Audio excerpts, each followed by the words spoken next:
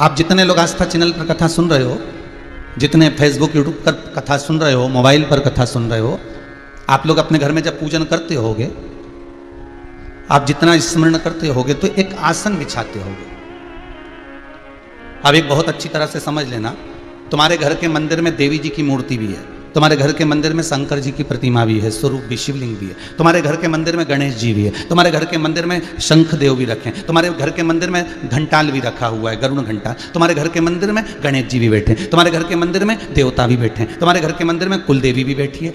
इतने बड़े मंदिर में और भी देवी देवता हो सकते हैं, उनका नाम हमें ध्यान में नहीं होगा। बद्रीनाथ गए हो तो बद्री विशाल, केदार गए हो तो केदारनाथ, तो उज्जैनी गए होगे तो महाकाल, काशी गए होगे तो विश्वनाथ, शिरडी गए होगे तो बाबा, तो जितने भी होंगे आपके यहाँ बहुत सारे देवी देवता विराजमान होंगे, ये पक्का। जितने कथा सुन रहे हो ऐसा किसी का घर नहीं जिसके घर में भगवान नहीं, सबके घर में। जो नहीं सुन रहे उनके यहाँ भी है, एक आले में, एक मंदिर में बहुत सारे भगवान रखे हुए हैं। अब आप ध्यान दीजिएगा जरा, आप आरती उतार रहे हो भगवान नारायण की, आप आरती उतार रहे हो लक्ष्मी जी की, आप आरती उतार रहे हो बद्रीनारायण की, आप आरती उतार रहे हो श्री गणेश जी महाराज की। जय गणेश जय गणेश जय गणेश देवा, माता जाकी पार्वती पिता महादेवा। या आपने आरती उतारी जय जगदीश हरे, या आपने आरती उतारी जय शिवा ओमकार। अब आरती केवल आप शंकर की गा रहे हो, आरती केवल आप भगवान विष्णु की गा रहे हो, आरती केवल आप भगवान आदि आदि गणेश जी महाराज, देवी देवता जिसकी भी आप आरती गा रहे हो, जिसका भी आप भजन कर रहे हो, आरती आप केवल एक देवता की गा रहे हो। पर आप आरती सारे देवता कितने सारे बैठे हैं, तो गणेश जी के बाद क्या तुम देवी जी की आरती गाओगे? जितने लोग आस्था पे सुन रहे हैं सही बताना, गणेश जी के बाद देवी जी की गाओगे, देवी जी के बाद शनि महाराज की गाओगे, शनि महाराज के बाद गुरु महाराज की गाओगे, गुरु महाराज के बाद में शंकर जी की गाओगे, शंकर जी के बाद में लक्ष्मी जी की गाओगे। जितने देवता तुम्हारे मंदिर के अंदर बैठे हैं, क्या सारे देवी देवता की आप आरती गाओगे? क्या नहीं, आरती एक गा रहे हो, आरती एक बार। और इतने दिए भी नहीं लगाओगे कि गणेश जी के लिए अलग दिया लगाया, शनि महाराज के लिए अलग लगाया, राहु के लिए अलग लगाया, शंकर जी के लिए अलग लगाया, कुल देवी का दिया अलग, कुल देवता का दिया अलग, ये नहीं है। दिया एक लगा है, आरती एक बोली जा रही है। फिर सारे देवताओं को ये आरती स्वीकृत कैसे होगी? सारे देवताओं की आरती का पुण्य हमें कैसे मिलेगा? तो शिव महापुराण की कथा कहती है, स्कंद पुराण कहती है, पद्म पुराण कहती है कि जिस आसन पर बैठकर हम आरती करते हैं और वो जिस तरह से गुथा हुआ होता है, उसमें जितने धागे लगे होते हैं, उतने ही देवताओं की आरती का पुण्य हमारे खाते में पहुंच जाता है।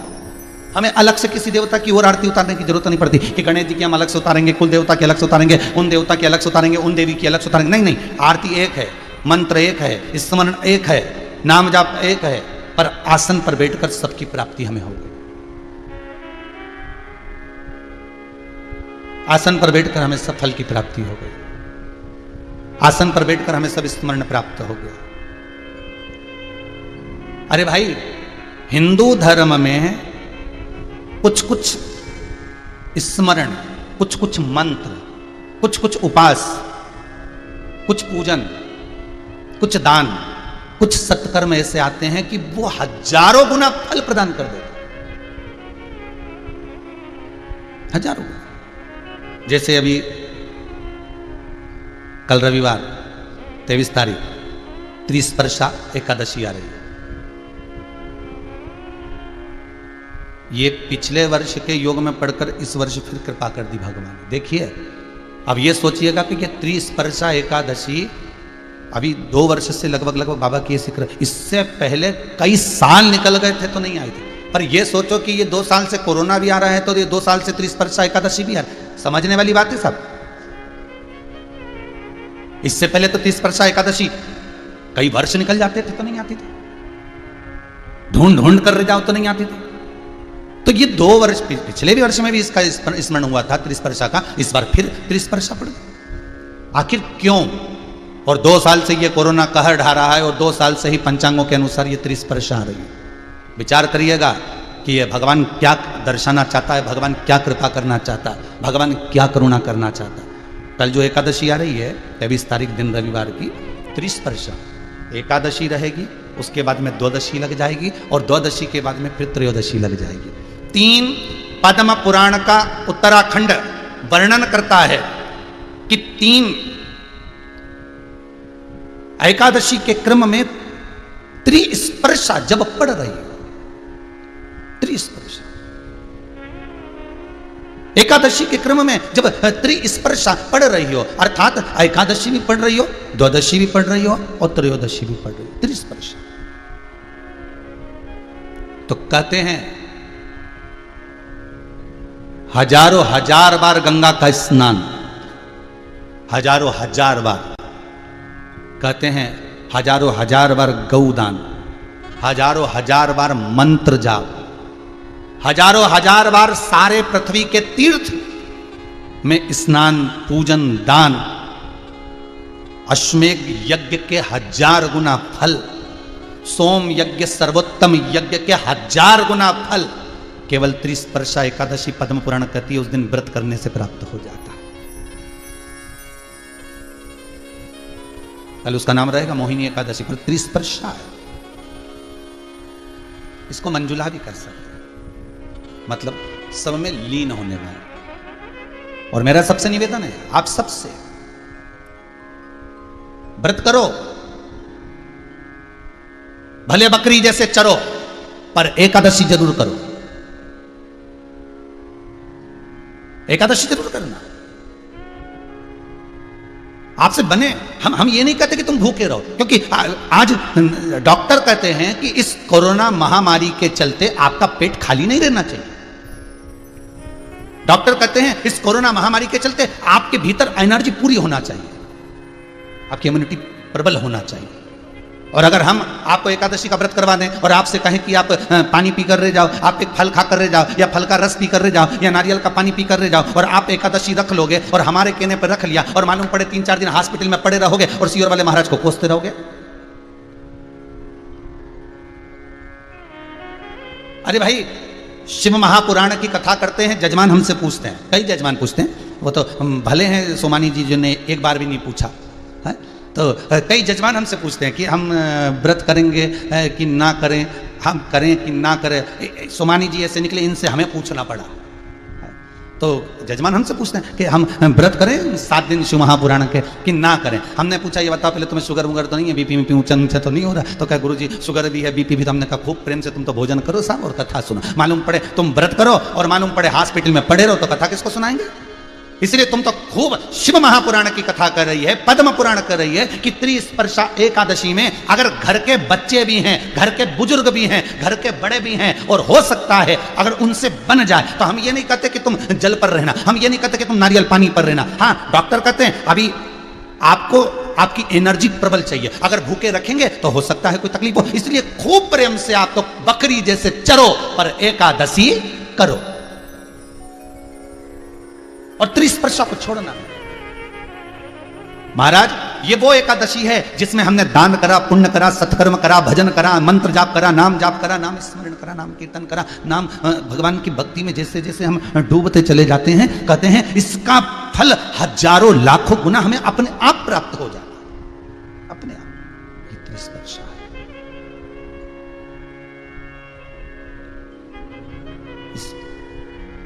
मौका दिया है भगवान ने, 2 साल से मौका दे रहा है, 2 साल से भगवान कृपा कर रहा है, जान करके कृपा कर रहा है। क्यों? हो सकता है इस कोरोना महामारी में ना जाने कितने जीव चले गए होंगे, और ना जाने कितने जीव चले गए होंगे, और अगर वो जीव गए होंगे और उनके परिवार वाले, उनके कुटुंब वाले, या उनके मोहल्ले में, या उनकी कॉलोनी में, या उनके आसपास के क्षेत्र में, यदि नजदीक के क्षेत्र में भी कोई इस त्रिस्पर्शा एकादशी का व्रत कर लेगा, तो हो सकता है वो जीवात्मा तर जाए। फिर उसकी, क्योंकि अभी जितने भी आप सबने देखा होगा, जितने भी अंतिम संस्कार हुए हैं इस कोरोना महामारी के चलते, ना तो उनका पिंड हुआ, ना उनका सही तरह से तर्पण हुआ, ना उनका सही तरह से तिलांजलि हुई, ना उनको सही तरह से अन्न मिल पाया। इतने दिन तक हॉस्पिटल में पड़े रहे, तड़पते रहे, श्वास के बल पर पड़े रहे, वेंटिलेटर पर पड़े रहे, और वो जीव चला गया। इंतजार करते करते अपने परिवार तक का मुख नहीं देख पाया। तो उसकी जीव की गति सुधारने के लिए हो सकता है मेरे भगवान भोलेनाथ ने, हो सकता है मेरे नारायण ने इसको त्रिस्पर्शा एकादशी इसलिए दे दी कि जीव का कल्याण हो जाए।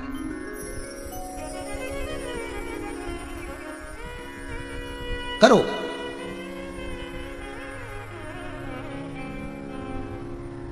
और करने के साथ में मंत्र जाप भी करो। और आपसे निवेदन है, अगर जो व्रत नहीं कर सकते, जो स्मरण नहीं कर सकते, व्रत नहीं कर सकते एकादशी का, मान लो होते हैं ऐसे लोग जिनके नहीं बन पाता, सब शरीर से नहीं हो रहा, तो मत करो। तो एक काम करो, आप भजन तो कर सकते हो, भजन भी नहीं कर सकते तो मंत्र जाप तो कर सकते हो, और मंत्र जाप भी नहीं कर सकते तो एक काम करो कि 3 घंटा 2 बजे से 5 बजे तक बैठकर शिव महापुराण की कथा सुन तो सकते हो, इतना भी कर लेना तो भी।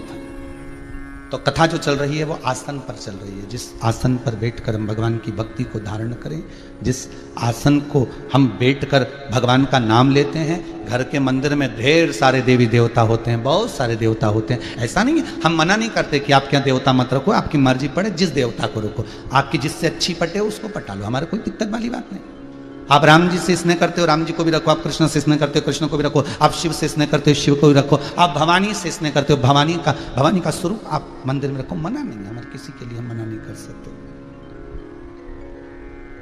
आप उन देवी देवताओं को रखिए, पर निवेदन केवल इतना है, निवेदन केवल इतना है कि आपने जिनको रखा है उनको सम्मान पूरा देना, सत्कार पूरा देना, सम्मान से वंचित ना रखिएगा कि मैं तो भगवान शंकर को ज्यादा रिझाती हूं इसलिए शिव जी को स्नान कराकर बिठा देती हूं, बेलपत्री चढ़ा देती हूं, बाकी के सब देवताओं को प्रणाम कर, तो फिर इससे अच्छा है कि एक ही रख लो। मैं ठाकुर जी से ज्यादा लाड लड़ाती हूं, मैं ठाकुर जी का भजन ज्यादा करती हूं, बाकी के देवताओं को मैं नमन करती हूं, तो ठाकुर जी को रख लो। अरे भाई, हम जब सफर पे निकलते हैं, हम जब कहीं जाते हैं, हम जब कहीं निकल रहे होते हैं, तो घर में तो ढेर सारा सामान रखा रहता है, काजू भी रखा है, बादाम भी रखा है, चना भी रखा है, फूली भी रखी है, और मठरी भी रखी है, खुरमा भी रखा हुआ है, ढेर सारा सामान घर में रखा हुआ है। क्या तुम सारे सामान को बांध के ले जाते हो क्या? अरे बोलो तो जम के, नहीं। सामान क्या ले जाते हो? जो तुमको प्रिय लगता है, तुमको लगेगा कि मठरी बना के ले जाओ, क्योंकि मठरी खुद को पसंद है, और पति को मठरी पसंद नहीं है, पति ने कहा कि मेरे लिए तो चने रख लेना, तो उसके लिए चने रखा। जो चीज तुम्हें प्रिय लगेगी, जो चीज तुम्हें अनुकूल लगेगी, अच्छा लगेगा, तुम उसको लेकर जाओगे। उसी तरह परमात्मा की सेवा में, भगवान की भक्ति में, भगवान की दृढ़ता में, भगवान के स्मरण में, आपकी दिल को, आपकी चित्तवृत्ति को जो अच्छा लगे आप उसको जप लो, आप उसकी स्मरण भक्ति में डूब जाओ, आप उसके मंत्र जाप में डूब जाओ। और जब आप उसके मंत्र जाप में डूब जाओगे तो वो स्वयं कहते हैं, हम जिस भगवान का भजन करते हैं भगवान हमारा भजन करता है।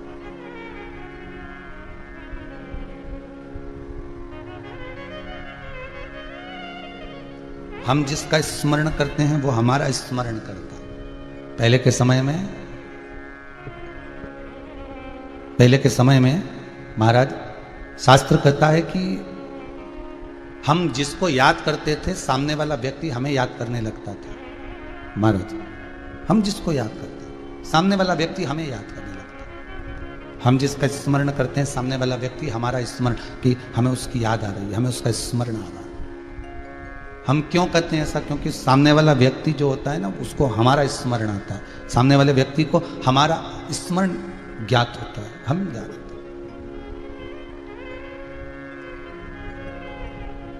नैन लड़े त्रिपुरारी से मैं उनकी हो गई, मेरे मन में नहीं है धीर, सखी में काशी जाऊंगी। चित्तवृत्ति में हम जब परमात्मा को रिझा लेते हैं, चित्तवृत्ति में हम जब परमात्मा को जोड़ लेते हैं, चित्तवृत्ति में जब हम भगवान को अपना बना लेते हैं, तो वो भगवान हमारा हो जाता है। आप एक आसन पर बैठकर एक देवता की भी अगर आरती उतार रहे हो, और जितने देवता आपकी उस अलमारी में, जितने देवता आप उसके मंदिर में, आपके पूजा बाड़ी में जितने देवता बैठे हैं, सबका पुण्य फल आपके खाते में आ जाता है, आपके खाते में पहुंच जाता है, पुण्य प्राप्त हो जाता है। पार्वती मैया शंकर का भजन करती हैं, पार्वती शिव का स्मरण करती हैं, तो शंकर पार्वती का स्मरण करते हैं। कल हमारे सोमानी जी के बालक कह रहे थे कि कथा में हम जब सुनने के लिए बैठते हैं और हमारे मन में जो प्रश्न आता है, हमारे मन में जो क्वेश्चन आता है, प्रश्न आता है, उसका उत्तर हमें कथा में मिल जाता है। हमें कथा में ही प्राप्त हो जाता है। और केवल मैं बालक के लिए नहीं कहूंगा सोमानी जी के, मैं कहूंगा सबके लिए। ऐसे बहुत सारे हैं जो बहुत प्रश्न लेकर बैठते हैं और कथा में उसका समाधान हो जाता है। कथा का मतलब ही वही होता है कि जिसमें व्यथा मिट जाए, जिसमें व्यथाएं समाप्त हो जाए, वो कथा। और मालूम पड़े जो व्यथाएं उत्पन्न करता जाए उसका कथा का कोई क्रम नहीं होता। बहुत सारे संशय उठते चले जाएं तो उससे मतलब ही क्या। महाराज पार्वती मैया शंकर की भक्ति में जो लगी हुई थी, वो भक्ति इतनी प्रबल थी कि शिव पार्वती को पाने की, आपके व्रत में इतनी प्रबलता होना चाहिए कि भगवान आपको पाने के लिए भी तरसे। भगवान भी तरसे।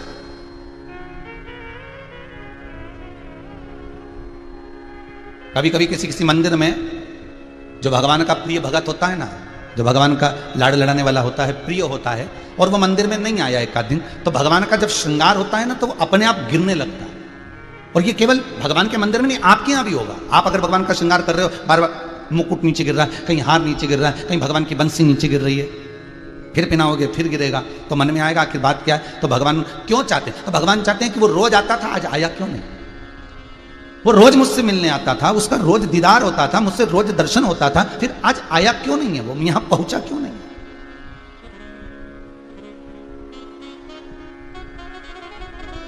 आखिर किस लिए?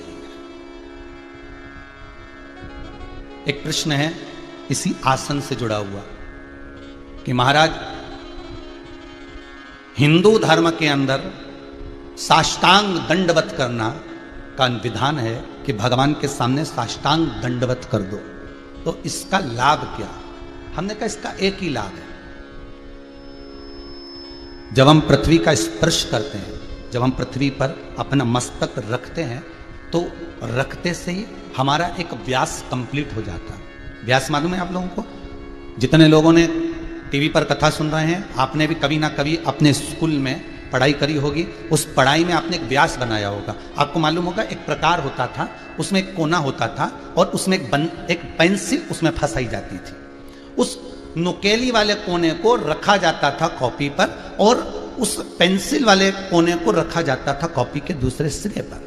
अब केवल एक बार उसको रखना है, अर्थात हमको एक बार परमात्मा के चरणों में दंडवत होना है। और दंडवत होने के बाद जब वो बंसी, जब वो पेंसिल घूमती थी तो एक व्यास बना देती थी, एक गोला एक जैसा बना देती। अर्थात जो वो नोक वाला जो हिस्सा है वो एक बार रखाया, उसके बाद वो व्यास बन जाता था। शिव महापुराण की कथा कहती है, लंकाधिपति रावण से विभीषण ने प्रश्न किया था कि तू देव आदिदेव महादेव के सामने साष्टांग दंडवत करता है, लंकेश इस दंडवत का फल क्या है? तो लंकाधिपति रावण कहता है, विभीषण मैं अगर भगवान के चरणों को दंडवत करता हूं, उसका कारण केवल इतना है कि पूरी पृथ्वी पर मैं अपना राज्य कर लेता हूं, पूरी पृथ्वी पर मैं अपना राज्य कर लेता हूं।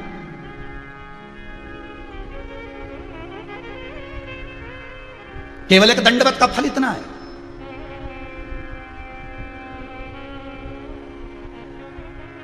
केवल एक दंडवत का फल की प्राप्ति इतनी है कि मैंने संपूर्ण पृथ्वी का फल, संपूर्ण पृथ्वी का,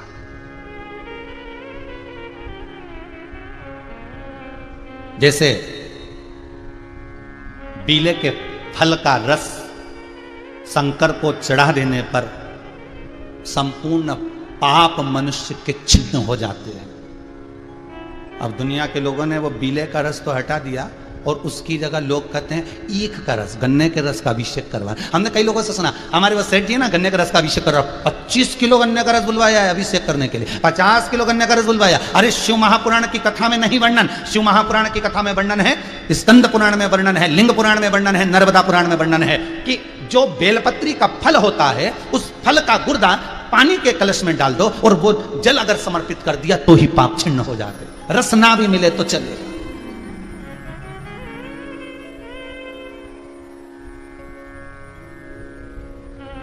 अरे भैया, किसी पुराण में आपने पढ़ा कि पपीते की आहुतियां दो? किसी पुराण में आपने पढ़ा कि पाइनएप्पल की आहुतियां दो? कभी किसी पुराण में पढ़ा कि तुम केले की आहुतियां दो, कि एप्पल की आहुतियां दो, सेव फल की दो, कि आम के फल की आहुतियां दो? संपूर्ण अगर आप जितने भी अनुष्ठान देखेंगे, जितने पूजन के प्रमाण देखेंगे, उसमें एक ही चीज आता है कि बेले के फल की आहुतियां दो। इसमें पपीता नहीं लिखा है, इसमें पाइनएप्पल नहीं लिखा है, इसमें कोई दूसरी वस्तु नहीं लिखी, इसमें एक ही लिखा कि बेले की आहुतियां देना है,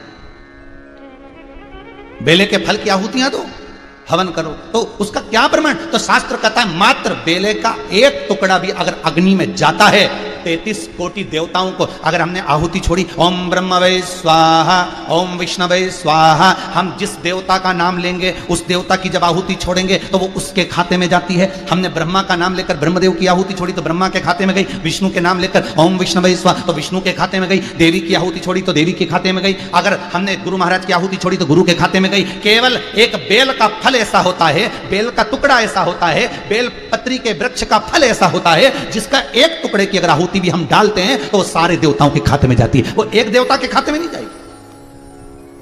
अगर एक बेलपत्री के टुकड़े की आहुति डाली तो 64 योगनियां सारी योगनियों के हिस्से में जाएगी, सारी देवियों के हिस्से में जाएगी, सारे देवताओं के हिस्से में जाएगी, वो किसी एक देवता की नहीं जाती, वो संपूर्ण में बट गई है, संपूर्ण। फिर निवेदन करेंगे जो पहले कहा, आज फिर कह रहे, एक लोटा पानी, एक कलश जल हम जब शंकर जी पे चढ़ाते हैं तो जितने 33 कोटि देवता हैं सबको उसका भाग मिल जाता है। ये कहीं नहीं मिलता, बस शिव के पास मिलता है, शंकर के पास। वो कहीं मिल नहीं सकता, बस मिलेगा तो वहीं। तो ये जो व्यास है, कई लोग कहते हैं बताओ दंडवत करके ढोंग कर रहे हैं, ढोंग नहीं कर रहे हैं, संपूर्ण ब्रह्मांड को अपना कर रहे हैं। अब लोगों को शर्म आने लगी है दंडवत करने में, कपड़ा देखना पड़ता है, गंदा तो नहीं हो जाएगा, और नरक कपड़न से डरत है और नरक पड़न से नहीं। आज कपड़ों से डर लग रहा है कि दंडवत करेंगे तो कपड़ा गंदा हो जाएगा, अगर दंडवत करेंगे तो ये कपड़े बेकार हो जाएंगे। हमने तो कई लोगों को यहां तक देखा है कि मंदिर के अंदर अगर जाते हैं तो पांव में जो जूते पहन कर गए हैं, उस जूते के जो मोजे होते हैं, सॉक्स जो होते हैं, उसको पहनकर भी मंदिर के अंदर चले जाते हैं।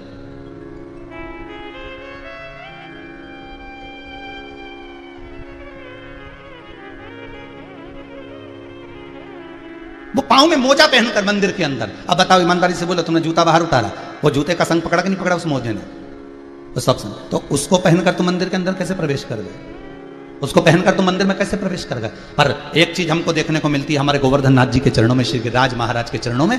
गोवर्धन नाथ जी पर जब दूध चढ़ाने के लिए लोग आते हैं, जूता उतार आते हैं और मोजे अगर पहने रहते हैं, तो ब्रज के पंडा, गिरिराज जतीपुरा के पंडा, गोवर्धन नाथ जी के पंडा कहते हैं चलो पहले ये मोजे उतार कर आओ, पहले ये सॉक्स उतार कर आओ, उसके बाद हाथ धो, खासा करो, उसके बाद तुम दूध चढ़ाओ, उसके बाद तुम जल चढ़ाओ।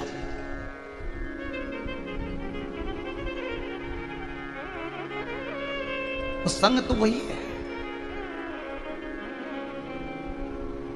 करो दंडवत यहां से वहां तक, करो दंडवत। कई लोगों को देखा, और कई हमने विद्वानों को भी देखा है कि वो भले कहे सो पाँव में मालूम पड़े मोजा पहन ले, फिर व्यासपीठ पर बैठे कथा सुनाए तो वो श्रेष्ठ का। कईयों को हमने देखा वो श्रेष्ठ का। दंडवत करा, हम जब साष्टांग दंडवत कर रहे हैं, व्यास जितने लोग टीवी पे कथा सुन रहे हैं, आपने भी अपना कंपास रखा होगा, कंपास ही बोलते थे हम लोग, तब कंपास रखा होगा, और उस कंपास में ऐसा एक नोक और उसमें एक पेंसिल फंसाने का ऐसा होता था। हमको याद नहीं रहा कि ये कथा निकलेगी, नहीं तो हमारे घर से ले आते राघव जी से मांग के, हो तो वो आपको दिखा। तो उसमें जो नोक वाला होता है वो नीचे होता है, और पेंसिल वाला उसको घुमाते चले जाता है, और घूमने के बाद वहीं आकर खड़ा हो जाता है। शिव पुराण कर रही है, भविष्य पुराण कर रही है, अग्नि पुराण कर रही है, पद्म पुराण करती है। जब संसार का मनुष्य परमात्मा के चरणों में, सदगुरु के चरणों में, माता पिता के चरणों में, घर के बड़ों के चरणों में, घर के बुजुर्गों के चरणों में, किसी विद्वान के चरणों में, परमात्मा के चरणों में, तीर्थ व्रत में जब साष्टांग दंडवत करता है, तो जैसे ही वो सोता है, अपना मस्तक अपनी नासिका पृथ्वी पर जब वो लगाता है, लगाते से उसका व्यास बन जाता है, अर्थात उसकी रक्षा का प्रमाण भगवान के पास पहुंच जाता है कि इसने जितनी जगह घेरी है, इसके संपूर्ण शरीर की रक्षा करना मेरा काम। वो व्यास बन गया।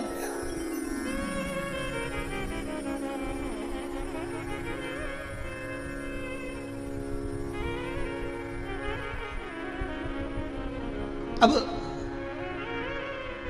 आप जितनी जगह घेर कर प्रणाम करें, दंडवत करें, अब वो गया समय, अब तो झुक के प्रणाम कर लेते हैं। अब वो भी समय गया, फिर धीरे धीरे समय आया घुटने ही पड़ लेते हैं। अब घुटना पड़ना भी गया। जय श्री कृष्णा साहब दूर से, अभी तक कोरोना महामारी चल रही, दूर से राम राम होना चाहिए, वो ठीक है, पर परमात्मा के दरवाजे पर, भगवान की चौखट पर, भगवान के स्मरण में ये जो हाथ मिलाने का जो क्रम हुआ है ना आज के जमाने में, ये बीमारी जो हो रही हाथ मिलाना, ये हाथ मिलाना हमारे हिंदू धर्म का प्रमाणित नहीं है। हाथ तो जब मिलाया जाता था कि तुम उससे एक हाथ की दूरी बना के चलना, मैं कभी चोट कर सकता हूं तेरे साथ। हाथ मिलाना मतलब चोट कर देना। जब जब दो समधी मिलते थे, जब जब दो दोस्त मिलते थे, जब जब दो मित्र मिलते थे, जब जब परमात्मा मिलता था, तो परमात्मा से मिलने के लिए लोग दंडवत करते थे, क्योंकि भगवान की मूर्ति इसको गले तो लगा नहीं सकते, तो दंडवत करते थे कि मैंने तुम्हें आलिंगन कर लिया। मित्र मिलते थे तो आलिंगन कर लिया, समधी मिलते थे तो आलिंगन हो गए।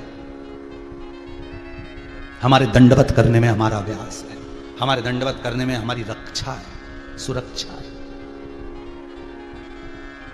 स्मरण। और फिर वो हमारा भजन, हमारे पार्वती मैया शिव जी के मंत्र जाप में जब डूबी तो शंकर भगवान को ज्ञात रहता रहा कि ये क्या कर रही है। आप अगर एक व्रत कर रहे हो, चाहे एकादशी का करो, चाहे प्रदोष का करो, चाहे सोमवार का करो, चाहे मंगलवार का करो, चाहे शनिवार का करो, आप जिस देवता का व्रत करते हो, जिस भजन को, जिस व्रत को आप करते हो, वो देवता की दृष्टि आपके ऊपर रहती है।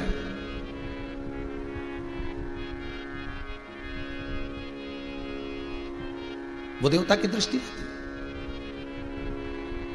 सुनार की दुकान पर जाना कभी मौका मिल जाए तो, और ऐसा नहीं है तुम नहीं गए हो, ऐसा है ही नहीं सकता कि तुम नहीं गए। और ऐसा कोई व्यक्ति नहीं जिसके पास में सोने की एक लौंग नहीं हो, रकम नहीं हो, बीठी नहीं हो, अंगूठी नहीं हो, सब बस अंतर इतना सियोर वाला महाराज पहन के बैठता है। सब क्यों नहीं बैठे? सोने का सामान तुम्हारे पास में नहीं है क्या? सबके पास होगा। तब प्राण छूट जाएंगे और वो सामान धरा की धरा ही रह जाएगा। और हमारे जजमानों ने तो भगवान की कृपा, भोलेनाथ जी की कृपा से दिया है, तो पेनो और पूत सपूत तो की धन संचय, और पूत कपूत तो की धन संचय। बेटा सपूत होगा तो जोड़ के बनाएगा, और बेटा कपूत होगा तो कितना भी जोड़ कर चल जा, सबनाश कर देगा। तो अपन कब पहनेंगे? जब मर जाएंगे तब, कि फोटो टंगेगा तब? कई लोगों को लगता होगा महाराज तो इतना पहनकर, शिव की कृपा है, कुबेर भंडारी है, कुबेर भंडारी। जब वो चोर को कुबेर बना देता है और सिंहासन पर बिठा देता है, तो अपन क्या, बस तुम तो जपते जाओ, जितना जपोगे, जितना भजोगे, उतनी कृपा शिव करता चले जाएगा। आप तो जपो, भजो, आप व्रत करोगे, उसके ध्यान में। सुनार की दुकान पर जाकर देखना, सुनार आपको मंगलसूत्र दिखाएगा, सुनार आपको अंगूठी दिखाएगा, सुनार आपको सामान दिखाएगा। अब आप सोचो कि सुनार अपने काम में लग गया, सुनार अपने काम में लग गया, तो तुम एक मंगलसूत्र क्या जेब में डाल सकते हो? क्या तुम तुम्हारे पर्स में डाल सकते हो अंगूठी? नहीं। सुनार तुमको जो दिखा रहा है उसकी दृष्टि तुम्हारे ऊपर ही है, तुम्हारे ऊपर। भले तुमने उसका रख रखा है, देख रहे हो, परख रहे हो। उसी तरह जैसे सुनार कोई सोने की सामग्री देता है तो दृष्टि पूरी रखता है, काम करता रहेगा पर दृष्टि उतनी रहेगी। गिन के दिया है आइटम तो गिन के वापस लेता है। उसी तरह उसने, अगर आपने एक व्रत करा, एक उपवास करा, और उसका एक उपवास तुमने उठाया, मतलब सुनार की दुकान पे से एक मंगलसूत्र उठाया, एक अंगूठी उठाई, और तुम उसको देख रहे हो। एक व्रत यदि आपने करा तो उस परमात्मा को भान रहता है कि इसने व्रत उठाया है, इसने एकादशी करी है, इसने सोमवार का व्रत करा, इसने मंगलवार का व्रत करा, इसने शनिवार का व्रत करा। उस परमात्मा को ज्ञात है कि ये कर रहा है, उसके खाते में लिखा है।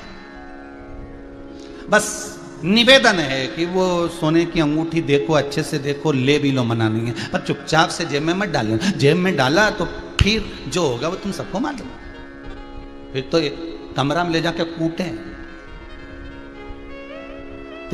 वो कोई तो यहाँ भी यही है, बस तुम व्रत करो, खूब करो, साधना करो, खूब करो, पर अंगूठी को बैग में मत डालना। उसी तरह व्रत वाले दिन तुम्हारे मुंह से असत्य नहीं निकलना चाहिए। जिस दिन तुम्हारा व्रत रहे उस दिन तुम्हारे मुंह से गलत बात नहीं निकलना चाहिए। जिस दिन तुम्हारा व्रत रहे उस दिन तुम्हारे मुंह से झूठ नहीं निकलना चाहिए। जिस दिन तुम्हारा व्रत हो उस दिन तुम्हारे मुंह से गाली नहीं निकलना चाहिए। जिस दिन तुम्हारा व्रत हो उस दिन तुम्हारे मुख से अपशब्द ना निकले, तुम्हारे हाथ से कोई गलत काम ना हो जाए। नहीं तो कमरे में ले जाके दोचता है, कूटता है, नीचे सुनार की दुकान में से अगर निपटा लिया तो यहाँ सुनार के 2-4 आदमी ऐसे रहते, कमरे में ले जाके कूटते। ऊपर तुमने एकादशी का व्रत करा, सोमवार का व्रत करा, शनिवार का व्रत करा, मंगलवार का व्रत करा और कपट कर दिया, छल कर दी, बेईमानी कर दी, प्रपंच कर दी, तो ऊपर भी कहा इसने व्रत करा था, अंगूठी चुराई थी, ले जा कमरे में। वो कमरे में ले जाके ऐसा 94 नरकों में कमरे में ऐसा पटक पटक के मारे। तो क्या हमको क्यों मार रहा? तो तूने व्रत करा था और व्रत में तू झूठ बोला था, तूने कपट करा था, तूने बेईमानी करी थी, तूने प्रपंच करा था, तूने छल करा था।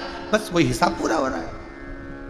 करो, अंगूठी ले लो, मंगलसूत्र ले लो, देखो, पर लेना हो तो ले, नहीं लेना तो बात दूसरी, पर करो तो नियम से करो।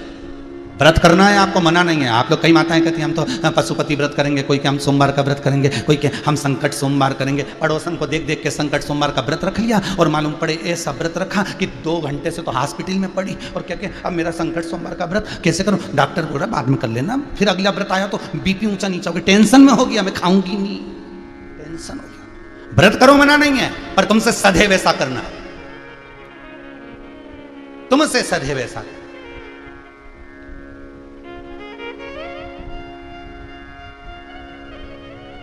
जिनका व्रत होता है वो घर से चलते समय व्रत का आइटम भी लेके चलते हैं। नहीं मिला तो अपना ही निकाल के खा लेंगे, आनंद नहीं मिला कहीं तो फिर बस यही है। व्रत वाले दिन इतना भजन कर कर चलना कि अपना आइटम निकाल कर खा लो। ऊपर जैसी दक्षिणे की बारी आए तुरंत निकाला और दे दिया, ये पकड़ मंगलसूत्र का पैसा, ये पकड़ अंगूठी का पैसा। मारना मारना मत, ये अंगूठी का पैसा ले ले, रख लिया ना पर्स में, कोई बात नहीं, ये अंगूठी का पैसा पकड़ो, ये मंगलसूत्र का पैसा पकड़ो। तो था तो पहले क्यों नहीं दिया? तो कि मैं तो विचार तो ऊपर भी जाओ और वो कहे कि तूने झूठ बोला था, कपट करा था, बेईमानी करी थी, प्रपंच करा था, तो तुरंत कह देना, पल्लू में से खोल के दे देना, शिव महापुराण सुनी थी आधा घंटा के, ये ले छोड़, मेरे को जानते, और शिव महापुराण का पुण्य दे देना, छोड़ देगा। फिर तो सुनार के हाँ ये ठीक है, चलो निकलो, कोई बात नहीं, और बोलो क्या दूं? फिर तो पूछेगा, शिव पुराण का जैसे पुण्य दिया तो पूछा जाएगा, फिर और क्या दिया जाए साहब, बोलिए क्या बात है, बोलो।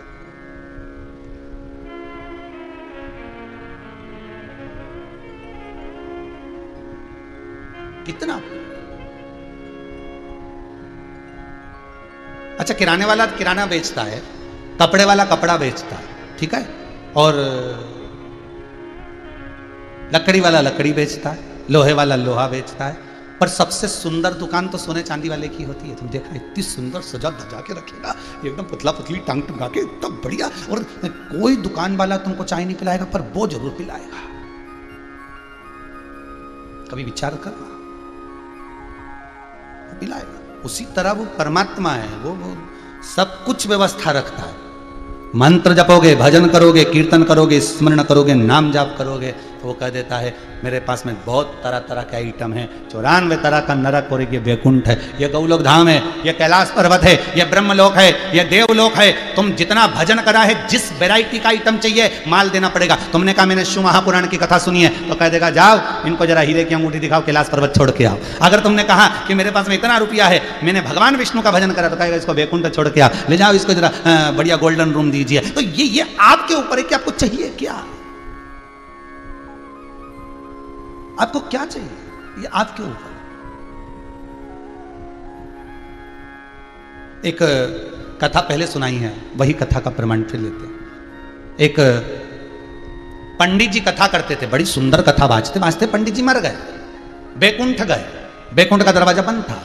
चित्रगुप्त महाराज से पूछा, महाराज जी दरवाजा कब खुलेगा? तो कल सुबह खुलेगा 9 बजे।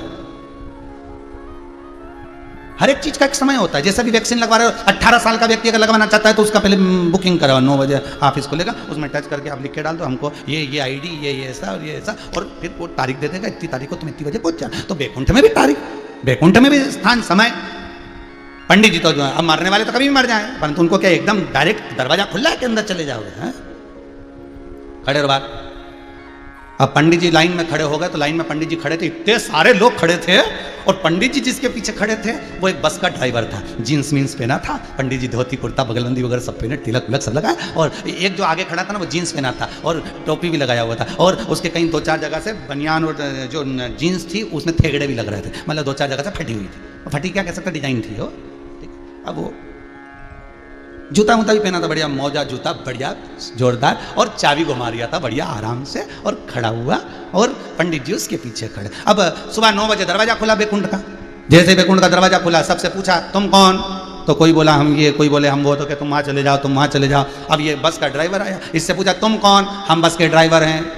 अच्छा एक काम करो, सामने एसी का रूम है, डनलप का गद्दा लगा है, चांदी की थाली में भोजन आएगा, सोने के कटोरे लगे रहेंगे, दासियां पंखा झेलेगी, उसमें तुम चले जाओ। फिर तो चलो अंदर। अब ये गए इसका पंडित जी ने मन में विचार करा कि बस के ड्राइवर को इतना जोरदार रूम दिया तो मुझे कितना जोरदार मिलेगा, क्योंकि मैं तो कथा करता, मैं तो प्रवचन देता, मैं तो सत्संग करता। और जो बस का ड्राइवर के बाद में पंडित जी आए, पंडित जी ने चित्रगुप्त महाराज बोले तुम कौन? हम गाँव के पंडित जी, कथा करते थे, पूजन करते थे। अच्छा एक काम करो, सामने जो झोपड़ा दिख रहा है वो झोपड़े में चले जाओ, उसमें चक्की रखी है, गेहूं डाल डाल के पीसते रहना, चूल्हा रखा है, भोजन बनाते रहना, और गोदड़ी रखी है, बिछा लेना, चटाई पे सोना, गोदड़ी ओढ़ लेना। पंडित जी के तो कांटे से खून है। पंडित जी ने कहा बताओ यहाँ रिश्वत मिश्वत चलती है क्या? इतने में बोले चिल्ला चोट मत करो, चित्रगुप्त महाराज बोले फालतू की बात मत करो, यहाँ रिश्वत मिश्वत नहीं। तो बताओ बस के ड्राइवर को गोल्डन रूम, एसी का रूम, और हम इतने बड़े कथाकार कथा कर करके थक गए, दुनिया भर के हमने प्रवचन दिए, भजन करा, कीर्तन करा, और हमको झोपड़ा दिया? ऐसा होता है? कहाँ है भगवान विष्णु? जरा हमको मिलवा। फालतू की बात नहीं, चिल्ला चोट करना मत, भगवान विष्णु बाद में आएंगे, दम मिलेंगे, अभी अपने रूम में जाओ। तो क्या मैं तो हड़ताल करूंगा? नहीं जाऊं, जा। चित्रगुप्त महाराज बोले देख चले जानी तो दूसरे दो चार खड़े हैं, धक्का मार के छोड़ दिया। अभी भी नहीं, बस के ड्राइवर को गोल्डन रूम दिया, एसी का रूम दिया, चांदी की थाली में भोजन दिया, दासियां दी, और हमको झोपड़ा दिया, ये कैसे हुआ? भगवान चित्रगुप्त महाराज बोले ये कर्मों का खेल है, जो जैसा करेगा उसको वैसा मिलेगा। तो मैंने तो इतना भजन करा, मैंने तो इतना पुण्य करा, फिर मुझे ऐसा रूम क्यों मिला, मुझे झोपड़ा क्यों मिला? और बस के ड्राइवर ने कौन सा पुण्य करा था? चित्रगुप्त महाराज बोले ये बस का ड्राइवर है, जब जब गाड़ी चलाता था इतनी तेज चलाता था कि अंदर जितने बैठते थे सब हनुमान चालीसा पढ़ते रहते थे, सब राम राम जपते रहते थे। इसलिए ये जब मरा तो इसने इतना भजन करवा के मरा, इसलिए इसको एसी का रूम मिला। और महाराज तुम जब कथा कहते थे तो लोग दीवार से टिक टिक के सोते थे, इसलिए तुमको झोपड़ा मिला है।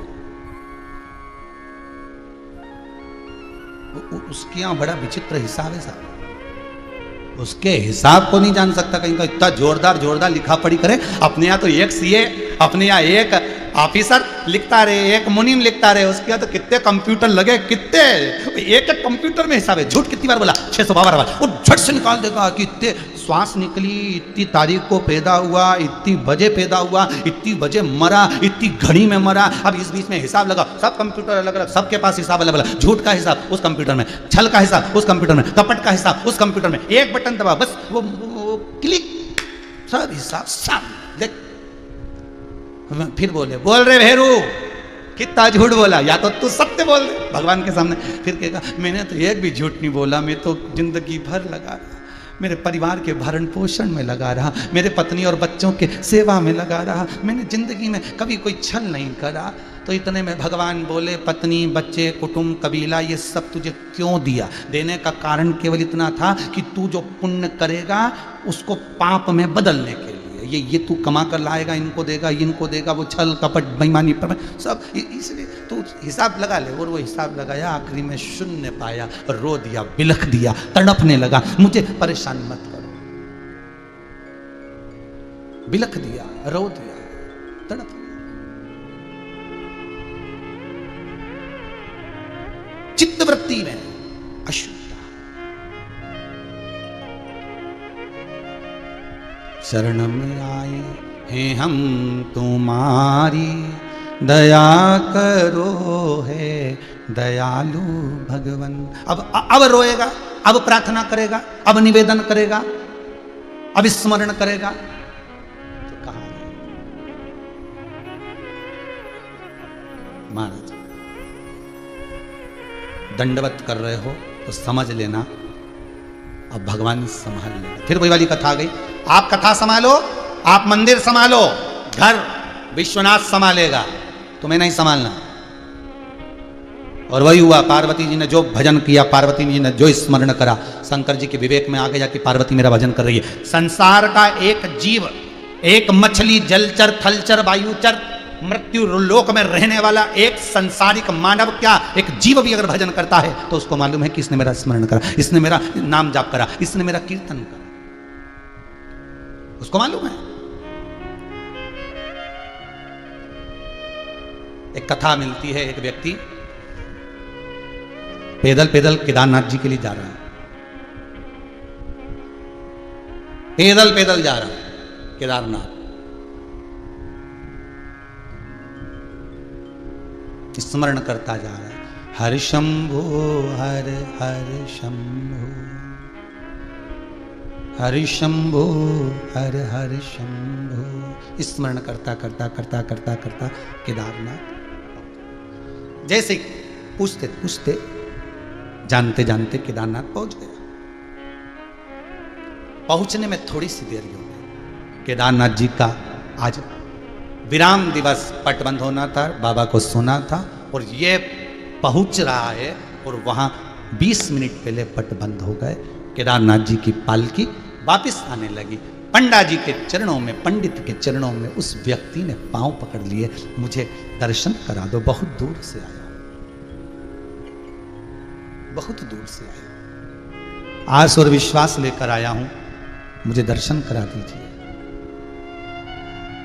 नहीं, नियम नियम है और नियम होना भी चाहिए, नियम होना चाहिए। हम तो आप लोगों को पहले भी कहें, जिंदगी में एक नियम बनाकर चलो। कोई भी एक नियम बना लो कि मैं शंकर जी के मंदिर में एक दाना चावल का चढ़ाऊंगी। कोई एक नियम बना लो कि मैं एक बेलपत्री, एक शमी पत्र, या ये भी नहीं कर सकते तो शंकर जी के मंदिर में 3 बार ताली बजाऊंगी। ये भी नियम नहीं बना सकते तो ये कैसा, मैं शंकर जी के शिखर का दर्शन देखकर भोजन करूंगी, मैं शंकर की चौखट का दर्शन कर भोजन करूंगा। एक नियम आप अपनी जिंदगी में बना सकते हो, और उस नियम को निभाना परमात्मा को पड़ेगा। आप नियम आप बनाओ, निभाएगा वो।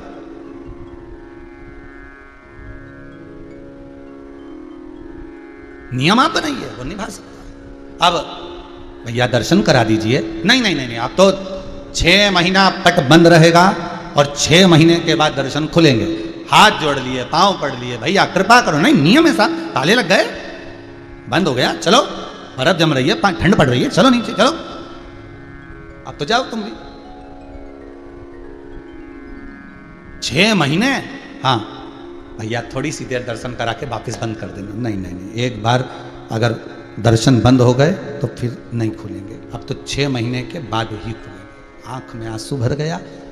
बाहर नंदी था, नंदी तो कोई बंद नहीं करता, शिव अंदर थे, अंदर का पट बंद हो गया था, नंदी बाहर था।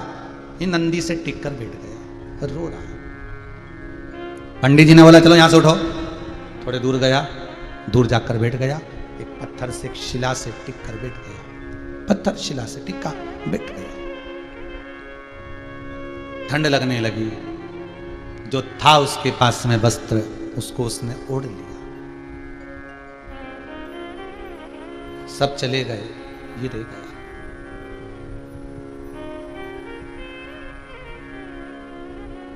रात को और ठंड बढ़ी, आंख में से आंसू निकल रहे थे। मैं तेरे दर्शन के लिए आया और पट बंद हो गया।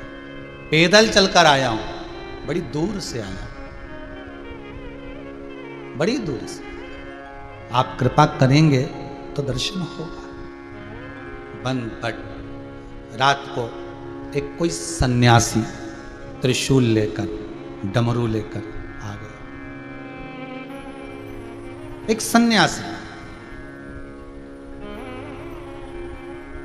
त्रिशूल और डमरू लेकर आया। क्या बात है बच्चा, क्या हो गया? बाबा दर्शन करना थे केदारेश्वर के, मिले नहीं, पट बंद हो गए। पंडित जी कहते हैं 6 महीने बाद खुलेंगे। अच्छा, भूख लग रही है? हाँ, ले भोजन कर ले। बाबा ने भोजन दे दिया। तू चिंता मत कर, तुझे कल ही दर्शन होगा।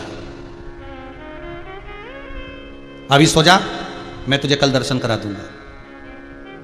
बाबा ने अपनी कामल दी, सुला दिया। भोजन करके वो सोया। दूसरे दिन जब उठा, भोर हो गई, सूर्य का प्रकाश जगा। जागते से, उठते से, सामने से केदारेश्वर नाथ की पालकी आ रही थी वापिस। हमने पट खोला। इसने पंडित जी से कहा, तुम तो कहते थे कि 6 महीने बाद पट खोलोगे, फिर क्यों खोला तुमने आज पट? दूसरे दिन ही खुल गया कि नहीं खुल गया? पंडित जी बोले तू तो 6 महीने पहले आया था पैदल, हाँ, अभी तक क्या कर रहा है? कहाँ था? यहीं था। 6 महीने क्या कर रहे हो? ये बताओ, तुम कह रहे थे कि 6 महीने बाद पट खोलोगे, तो दूसरे दिन क्यों खोला? पंडित जी बोले भैया 6 महीने हो गए तो पट तो खुलने की तारीख आ गई तो खुल रहा है, तिथि आ गई तो खुल रहा है। 6 महीने? हाँ। तू कहां था? तो क्या मैं तो खाना खा के सो गया था, भोजन करा और सोया। रात को कोई आया था त्रिशूल लेकर, डमरू लेके, भोजन दे गया था, कम्बल उड़ा गया था और सो गया था। पंडित जी ने अंदर जाकर केदारनाथ जी पर जब घी मला, मलते मलते पंडित जी की आंख से आंसू निकल गए। निकलते निकलते कहा वारे काल अधिपति तू भी गजब करता है। उसके लिए एक रात्रि का 6 महीना कर दिया। 6 महीने की एक रात्रि मात्र। वो ऐसा सोया कि 6 महीने बाद उठा, उसके लिए 6 महीने की रात्रि कर दी। तो गजब करा है। ये घड़ी का जो समय है ना, ये सुधारने में नंबर 1 है मेरा शंकर। ये समय इतनी जल्दी सुधार देता है। दुनिया के लोग वो देवता के जाना है, वो दुनिया के लोग वहां जाना है, कोई जाता है वहां, कोई जाए वहां, यहां से काम नहीं हुआ वहां चलेगा, वहां से काम नहीं हुआ वहां चलेगा, उस देवता से काम नहीं हुआ उस देवी के पास चलेगा, वो देवी से काम नहीं हुआ वहां चलेगा, और बचा कुछ आता तो पीर पैगंबर की दरगाह पर चलेगा। 50 जगह पर जाकर लोगों ने अपना समय सुधारने का प्रयास करा, समय मिलाने का प्रयास करा। समय मिलाने के लिए पुराने लोगों की कथा उठाकर देखिए। जो पुराने लोग होते थे, जब अपने पास में घड़ी रखते थे तो पुराने लोग उस घड़ी का समय देखते थे और समय मिलाते थे। काय से मिलाते थे पुराने लोग? रेडियो से। सोमानी जी ध्यान होगा, आप लोगों को भी ध्यान होगा, जितने आस्था चैनल पर कथा सुन रहा है, जितने टीवी पर सुन रहा है, जितने मोबाइल पर सुन रहा हो, पहले के लोग रेडियो से समय मिलाते थे, रेडियो से। और उससे नहीं मिलता था, फिर कई न्यूज आती थी, उससे समय मिलाते थे। और कई लोग कहते थे कहां जा रहे हो पिताजी?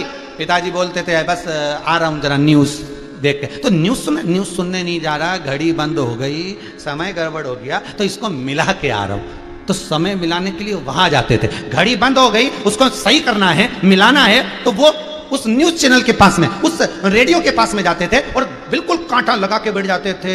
तो लोग पूछते तुम्हारी घड़ी में कितना बजा? कि 4:30। तो क्या अभी तो न्यूज का टाइम हो गया ना, 6:30 बजेगा, 4:30, अभी बस मिलाने के लिए तो आया हूं, बस मिला लूं। जैसे पुराने लोग समय मिलाने के लिए, समय की घड़ी को सही करने के लिए रेडियो के पास में, न्यूज चैनल के पास में बैठकर कहीं जाकर समय मिलाकर अपनी घड़ी ठीक करते थे। बस शिव महापुराण की कथा वही कह रही है। आज भी दुनिया के लोगों का समय ठीक नहीं चल रहा, घड़ी ठीक नहीं चल रही, तो वो देवादिदेव महादेव शंकर की कथा में जाकर बैठ जाओ, एक बार शिव महापुराण में जाकर बैठ जाओ, घड़ी मिल जाएगी और समय सही चलना प्रारंभ हो जाएगा। घड़ी मिलाना है, समय सही चलाना है, तो शंकर के दरवाजे पर जाना पड़ेगा। वो कालचक्र ऐसा घुमाता है कि 6 महीने की रात्रि को एक रात्रि बना देता है। दुख की रात्रि को कब काट देगा पता नहीं चल पाता।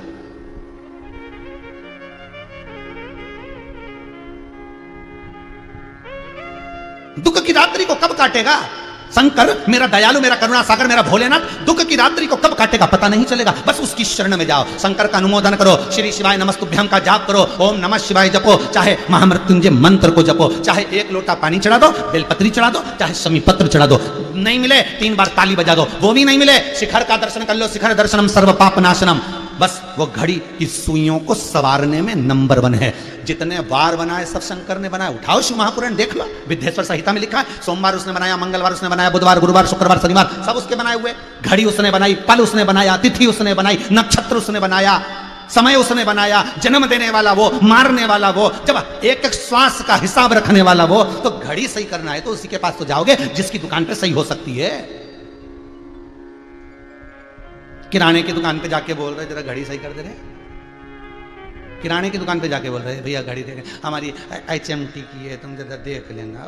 तो हमारी कौन सी कंपनी होती है? राम जी राम। ओ ध्यान में आए तो वो तो इस घड़ी पे लिखा था तो समझ में आ गया। वो तो हमारी HMT जरा देखना। किराने वाले से कहा जरा घड़ी देख लो जरा सही का। किराने वाला बोलेगा पागल हो गया, तुअर की दाल दूं कि चना की दाल दूं, चावल दूं कि शक्कर दूं, गुड़ दूं कि तेल दूं, जो चाहिए यहाँ मिलेगा। पर ये घड़ी वड़ी यहाँ नहीं सुधरती। घड़ी कहाँ सुधरेगी? तो घड़ी वाले की दुकान पे जाना पड़ेगा। अच्छा, फिर लेके पहुंच गया कपड़े वाले की दुकान पे, हमारी घड़ी सुधार दो। कपड़े वाला बोला गजब।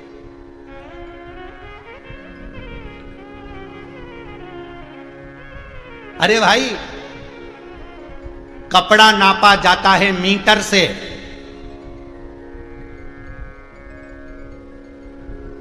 सब्जी तोली जाती है बाट से, जमीन नापी जाती है जरीब से, और रिश्ते नापे जाते हैं करीब से। रिश्ते नापने के लिए कोई मीटर की जरूरत नहीं पड़ती, संबंधों को जानने के लिए किलो और बाट की जरूरत नहीं पड़ती कि हम उससे इतना प्रेम करते हैं, हमारे भाई से, हमारी बहन से, हमारे पुत्र से हम इतना प्रेम करते हैं, इतना प्रेम करते हैं, इतना। अरे संबंधों को जरीब से, मीटर से या किलो और वाट से नहीं नाप सकते। संबंध को केवल करीब से नापा जा सकता है कि हमारी करीबी कितनी है, हमारा स्नेह कितना है, हमारी आनंदता कितनी है। परमात्मा को नापना है तो प्रेम से नापिए। भाई कपड़े वाले से कहा, देखो ना जरा हमारी घड़ी खराब हो गई, समय ठीक नहीं हो रहा, इसका कांटा गड़बड़ हो रहा है, ये कांटा ही समझ में नहीं आ रहा है, ये बड़ा वाला तो दिख भी जाता है पर ये छोटा कब खसक जाता है दिखता ही नहीं, पर टाइम पे पहुंच भी जाता है।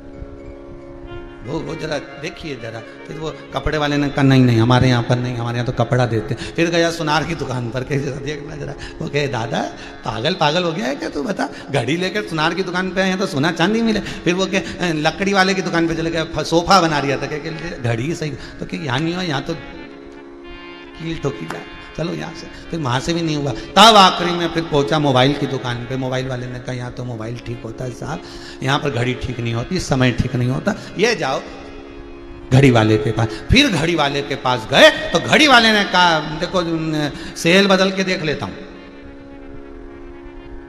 घड़ी वाला क्या बोला, सेल बदल के देख लेता हूँ, अगर चल गई तो ठीक। उसी तरह संत कहते हैं, मैं दिल बदल के तो देख लेता हूं, अगर मन बदल गया, सेल बदल गया और चल गया तो चल गया। और मान लो मैंने सेल फिट करा और नहीं चला तो घड़ी में गड़बड़ी है। फिर 1-2 दिन तो क्या 2 दिन में 2 दिन नहीं 7 दिन तो लगेगा, और यही 7 दिन शिव पुराण कर घड़ी सुधार देता कि 2 दिन में घड़ी वापस कर दो। नहीं हम सेल बदल के देखेंगे, अगर सेल लगाएंगे फिट करेंगे, बोलो रे सही है कि गलत है, सेल फिट करके देखेंगे। तो उन्हें बेचारा ने घड़ी खोली, ने पीछे से ढक्कन निकाला, बस यही अहंकार का ढक्कन है जो निकाला जाता है।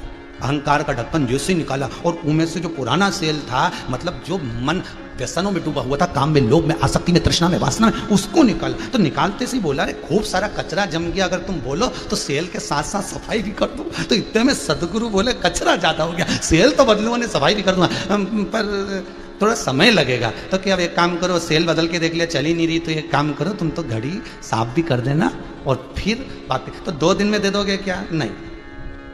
अब बोलो रे, आस्था चैनल पे जितने कथा सुन रहा, मोबाइल पे सुन रहा, कितने दिन लगेंगे घड़ी बदलने में? बोलो घड़ी सुधरने में कितने? तो क्या 2 दिन में तो नहीं होगी, क्योंकि बहुत सारी पड़ी है, इतनी सारी घड़ी। अब देखो पूरा विश्व पड़ा है, करोड़ों में लोग पड़े हुए हैं, तो इतनी घड़ी सुधरने में थोड़ा समय। तो तुम्हारा नंबर का तो क्या 7 दिन रखूंगा, और का इसमें मैं थोड़ा सा वो स्प्रिट डाल देता हूँ, कभी कभी घासलेट का तेल डाल देता हूँ, कभी कुछ डाल देता हूँ, अंदर से पूरी क्लीन कर भेजूंगा उसी। फिर बस उसने कहा एक काम करो, तुम 7 दिन रखो, तुम 7 दिन रखो, इसके बाद में तो फिर उन्होंने कहा, फिर तू टाइम कैसे देखेगा?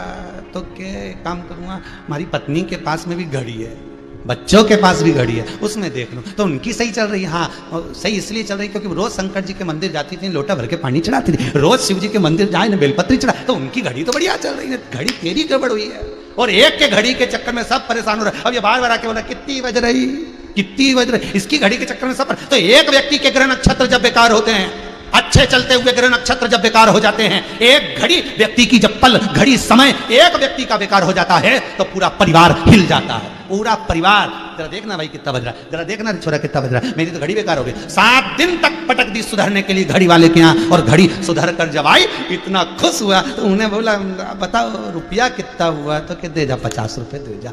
खुश होकर उन्हें क्या 25 रुपया तुम्हारा सेल का, ने 25 रुपया ने धुलाई और उसको सही कराई, तो 50 रुपये में मेरा काम हो गया। अब बताओ 7 दिन में से इतनी सफाई करी और 50 रुपया लिया, 24 घंटे में से मात्र ये 3 घंटा लिया, वो भी ये लोगों को ऐसा लगे इतना। तो घड़ी वाले ने कह दिया, ले 50 हमें नहीं चाहिए, धर ले तेरे पास, तू फिर बिगड़ेगी तो अब हम नहीं सुधारेंगे, ले जा। ये सुधारने को मिला, ये संवारने को मिला। और ये जब संवरता है, जब ये सुधर होता, कई लोग कथा सुनकर अपनी जिंदगी को सुधार रहे हैं। कई लोग इस कथा को कई प्रदेशों में, अन्य जगहों पर लोग कथा को अखबारों में छाप कर भी इस कथा को आगे बढ़ा रहे हैं। ऐसे कई जगह है साहब। और प्रतिदिन कई अखबारों की खबरें व्हाट्सएप पर आती है, कई अखबारों की है। अगर समीर जी के पास है तो दिखा है, कई अखबारों की लोग प्रेरणा दे रहे हैं। सुनो, 2 बजे से 5 बजे तक घड़ी की दुकान खुली है और घड़ी संवार सकती है। 7 दिन में तुम्हारी जिंदगी को। बस आपसे भी निवेदन है, कपड़े की दुकान पर या किराने की दुकान पर या सुनार की दुकान पर घड़ी नहीं सुधरेगी, मोबाइल की दुकान पर घड़ी नहीं सुधरेगी। घड़ी सुधरेगी तो घड़ी की दुकान पर सुधरेगी। उसी तरह व्यक्ति का समय, घड़ी किसने बनाई? शंकर जी ने। पल किसने बनाया? शंकर जी ने। विदेश्वर संहिता उठाओ, शिव महापुराण की, उसमें लिखा है वार किसने बनाया? शंकर जी ने। नक्षत्र किसने बनाया? शंकर जी ने। सारी तिथि, वार, समय, नक्षत्र, घड़ी, पल सब शंकर ने बनाया। तो जब घड़ी उसने बनाई है तो सुधारेगा भी वही। उसी के पास जाओ, 1 लोटा पानी चढ़ा, बम बम बोलो, या नहीं जा सकते तो शिव महापुराण में ऐसे डूब जाओ। 2 बजे से 5 बजे तक शंकर की कथा का ऐसा स्मरण करो कि ये घड़ी जो बेकार चल रही है, रुक रुक के चल रही है, अटक रही है, ये घड़ी संवर जाए। और बाबा इस घड़ी को अच्छा कर दे। इस पल को, ये जो आज कोरोना महामारी में लोग त्रासित हो रहे हैं, ये घड़ी, ये पल, ये समय शंकर की कथा ही सही कर सकती है। शिव महापुराण, कोई दूसरा नहीं।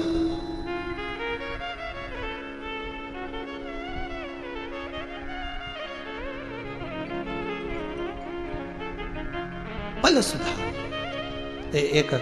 एक जगह का फोटो समीर जी के पास हो तो दिखाइएगा कि वो लोगों ने टीवी में से कनेक्शन जोड़ के इतने बड़े बड़े बक्से गैलरी में रख दिए लोगों को सुनाने के। फोटो भेजा कि 2 घंटे 3 घंटे जो कथा थी 2 बजे से 5 बजे तक, हम उसको जनता को, हमारी गली में, हमारे मोहल्ले में आता जाता एक परिंदा भी, एक पक्षी भी, एक पशु भी, एक जीव भी शिव महापुराण की कथा को सुनेगा तो वायुमंडल स्वच्छ होगा, संवरेगा, सुधरेगा, आनंद पाएगा।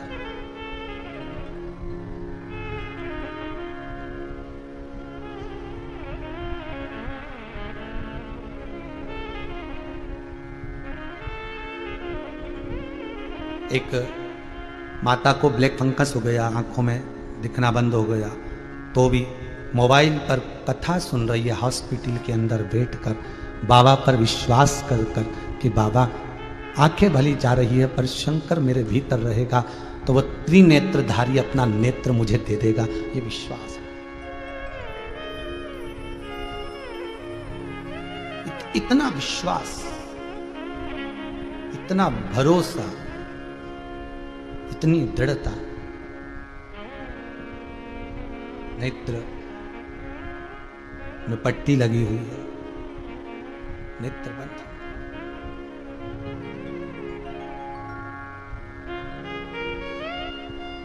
नेत्र बंद है उसके, और हाथ में हॉस्पिटल के पलंग पर बैठी हुई शिव महापुराण की कथा उस हॉस्पिटल में, उस अस्पताल में श्रवण कर रहे,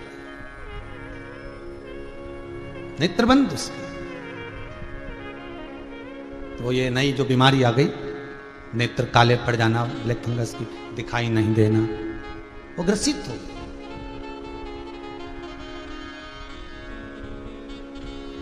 उसका फोटो उसने भेजा है कि बाबा शंकर के चरणों में मेरा ये फोटो समर्पित करना और कहना मेरे नेत्र अच्छे कर देना, जिससे मैं शिव महापुराण की कथा फिर देख सकूं, फिर देख सकूं, वापिस उस कथा को देख सकूं। तो वो हॉस्पिटल के पलंग पर बैठकर नेत्र बंद होने के बाद भी पट्टियां बंधी है और हाथ में मोबाइल रखकर शिव महापुराण की कथा को सुन रही।